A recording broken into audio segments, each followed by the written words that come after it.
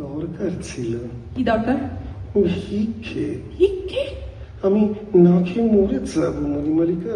আমি তোমার কাছে। তা আমি কি করতে পারি? তোমার তোমার স্বামীর কাছে বলে তোমার এই দুঃসম্পর্কের ভাইয়ের জন্য যদি একটা চাকরি। বলতে পারি, যদি তুমি কথা দাও এবারে ত্রিসীমানার মধ্যে আর আসবে না। সঙ্গে করে ফণিভূষণ ও মণিমালিকাকে নিয়ে আসছেন। কর্তাবাবুর বড় সাজ ছিল তোমরা এসে মানিকপুরে থাকবে। একটাই চিন্তা করেছি, আপনি কত গুণী। গুণের কতনারে কতজন বোঝেন বলুন? বলে সব গাঁজা খুনি, বলে মাস্টার মশাইকে ভূতে পেয়েছে, আর গাঁজা খেলে যে কল্পনা শক্তি বৃদ্ধি পায় তা তো আয়ুর্বেদেও লেখে।